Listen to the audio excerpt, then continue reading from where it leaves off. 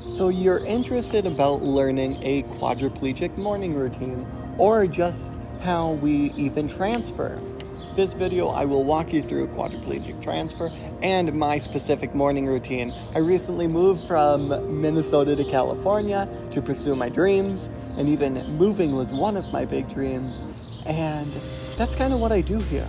I have created a video showing you positivity, self-development, and how you as well can follow yours. And if you are interested in any of that, please consider subscribing. But on to the video. I am going to make this a little bit shorter than my previous one because others have asked that, and I want to make it just as informational, if not more. So I hope you guys enjoy my morning routine. To start off, I do a bow program in the morning.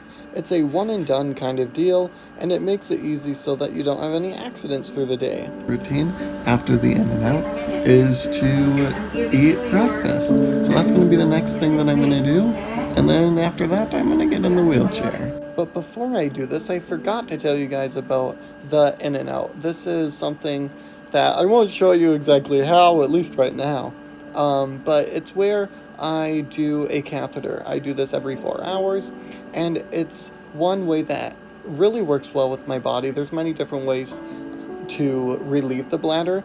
Could be fully, it could be suprapubic, could be many different ways. I have a specific process that has shown to have a 4.5-year track record of not having UTIs. So it works out great and something worth trying. Now, I realize for some of you, this information might be too much, and even the visual process of doing different things is a little heavy. But I don't want to necessarily reiterate what I'm doing in this, but more of a question that I get from the back of your minds you might be thinking now, to a question that I am asked all the time. And that is, Alex, how do you cope with having a disability?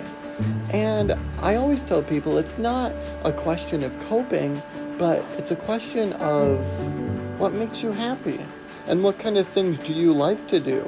So now there's a lot of you that have the ability to run, majority of you, but do you like running?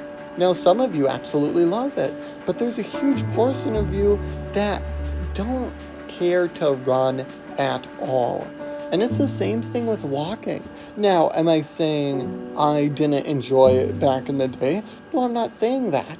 But what I am saying is there's so many things in life that can make a person happy, and that's what the person should focus on. Not what they can or can't do or can or can't say, but what makes them happy in life. And I know this world is in the mindset of focusing on all of the bad things. Like in math, you don't get rewarded for the questions you did right, but you get criticized for the questions you did wrong. And when you focus on different things in life, if you focus on the good, you're going to find good. If you're going to focus on the bad, that's just going to bring you down, put you potentially in a state of depression, a state of only seeing bad things.